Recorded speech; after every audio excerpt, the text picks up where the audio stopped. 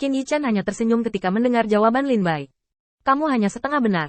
Saya benar-benar tidak berpikir Zeus kuat, tetapi saya tidak mengatakan dia lemah. Mampu menjalankan bidang bintang yang begitu makmur dan terus-menerus menarik para jenius lain untuk bergabung di sini pasti menjadi keunikannya. Apalagi, Zeus lebih kuat dari yang saya harapkan, dan itu bukan hanya bintang. Ketika Qin Yichen mengatakan ini, alisnya sedikit mengernyit. Karena Qin Yichen tahu bahwa kekuatan Zeus berada di puncak dunia, tetapi pada saat yang sama, kemampuannya untuk mengelola pasukannya sendiri tidak buruk. Kota yang makmur seperti itu benar-benar berbeda dari Ares, Dewa Perang.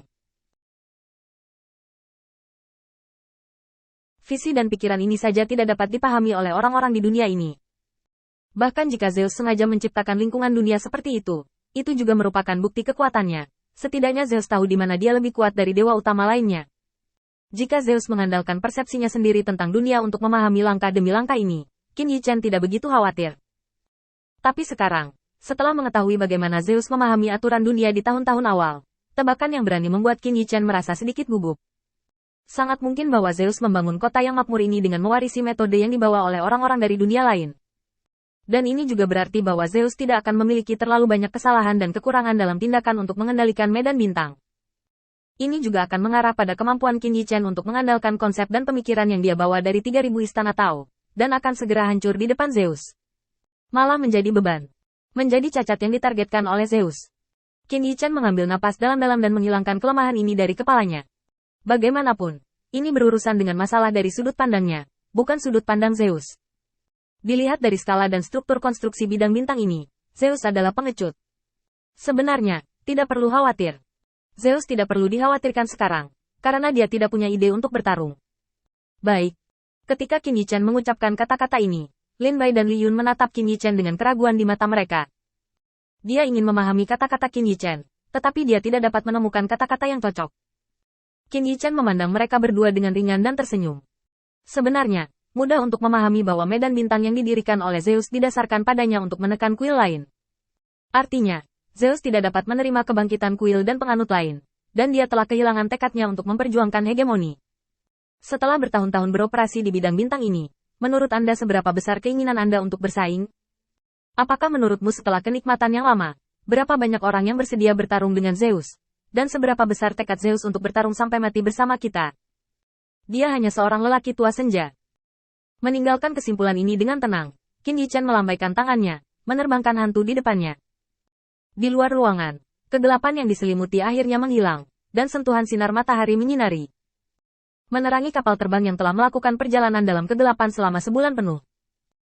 Dengan suara keras bergema di dunia ini, sorak-sorai meletus. Ares, Dewa Perang, datang ke acara para dewa. Tidak lama kemudian, suara lain datang dari kuil Zeus. Dewa Perang telah datang dari jauh, dan hari ini akan diperbaiki untuk sementara waktu. Masih ada dua dewa utama yang belum tiba. Ketika semua orang siap, pertemuan besar para dewa akan dimulai. Suara yang kuat dan kuat ini adalah Dewa Zeus. Saat kapal terbang memasuki bidang bintang dan perlahan turun, Qin Yichen membawa Lin Bai dan Li Yun ke dek kapal terbang dan melihat kota yang ramai di bawah. Hanya saja di hati mereka, Qin Yichen telah menanam benih yang berbeda, dan melihat dunia yang makmur ini, mereka memiliki rasa yang berbeda di hati mereka. Dan ketika orang-orang percaya Ares, Dewa Perang, masuk ke sini, mereka melihat kota di bawah, dan ada diskusi terus-menerus. Apakah ini wilayah bintang dewa-dewa? Itu terlalu besar, dan tidak mungkin untuk melihat akhirnya. Pasti ada berapa banyak orang di sana. Tidak heran saya mendengar orang lain mengatakan bahwa jika Anda dapat datang ke wilayah bintang dewa-dewa sekali dalam hidup ini, Anda tidak akan menyia-nyiakan hidup Anda. Ternyata tempat ini sangat makmur, jadi ini benar. Benarkah? Saya mendengar bahwa di bidang bintang dewa utama ini, tidak hanya yang kuat seperti awan, tetapi fasilitas lain yang tak terhitung jumlahnya. Mendengarkan pujian dari sekelompok orang percaya, Ares, Dewa Perang, datang ke sisi Qin Yichen dan sedikit mengangguk. Feng, apa tujuan kunjunganmu kali ini? Qin Yichen melihat pemandangan yang ramai di bawah, berpikir sejenak, dan akhirnya menggelengkan kepalanya perlahan. Tidak ada tujuan lain, hanya terlihat biasa saja. Kalimat ini tiba-tiba membuat Ares, Dewa Perang, tidak percaya diri. Dia mengikuti garis pandang Qin Yichen dan melihat ke bawah, tetapi dia tidak melihat sesuatu yang istimewa. Ares, Dewa Perang, menghela nafas. Ini tidak seperti gayamu, aku tidak percaya itu. Qin Yichen tersenyum sedikit. Sungguh, kali ini aku hanya melihat-lihat, tidak ada tujuan lain. Ares, Dewa Perang, melingkarkan lengannya di bahu Qin Yichen, seperti kakak laki-laki. Feng, persahabatan macam apa yang ada di antara kita berdua? Jika kamu membutuhkan bantuanku, katakan saja. Aku juga salah satu dari 12 dewa utama, dan aku masih bisa menutupi beberapa hal kecil untukmu. Qin Yichen sedikit mengangguk. Jangan khawatir, aku tidak akan melakukan sesuatu yang luar biasa kali ini.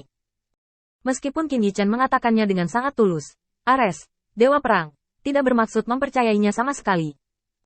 Feng, perilaku orang ini, bisakah dia tidak jelas? Bahkan jika Anda hanya melihatnya, itu pasti tidak sesederhana itu. Qin Yichen tidak peduli, hanya menggelengkan kepalanya. Jangan percaya. Bagaimana mungkin Qin Yichen memiliki rencana dan tindakan lain kali ini? Pertemuan besar para dewa adalah jebakan yang ditinggalkan Zeus untuk menemukannya. Pada saat ini, Qin Yichen tidak ingin menjadi pusat perhatian sama sekali, apalagi menimbulkan masalah. Hanya melihat-lihat bisa mendapatkan apa yang paling dia inginkan, pengabaian Zeus. Hanya dengan membiarkan Zeus mengabaikannya, dia bisa berkembang lebih baik dan memberi kuil penguasa cahaya kesempatan yang lebih baik untuk berkembang. Hanya setelah tumbuh secara bertahap, Qin Yichen akan mempertimbangkan untuk mematahkan tangannya dengan Zeus. Adapun saat ini, tujuan Qin Yichen sangat sederhana, hanya melihat-lihat. Adapun apa yang bisa dia lihat dan apa yang bisa dia lihat, itu urusannya. Di mata orang lain, Qin Yichen tidak akan pernah melakukan sesuatu yang luar biasa. Tidak sedikit pun. Aris, tolong bantu aku mengatur tempat tinggal. Ikuti saja kepercayaan afiliasimu. Ares, Dewa Perang, membeku sesaat, lalu mengangguk. Oke. Apapun yang kamu inginkan. Aku akan membiarkan pengendara hitam membawamu ke sana nanti. Qin Yichen mengangguk. Perahu terbang mendarat dengan kuat di tanah, dan orang-orang sudah berkumpul. Salah satu dari mereka mondar-mandir dengan kepala terangkat tinggi, ombak bergelombang di bawah kakinya. Dan tiba-tiba, ombak naik tinggi, dan pria itu mendatangi Dewa Perang Ares. Kamu datang jauh lebih lambat daripada sebelumnya kali ini.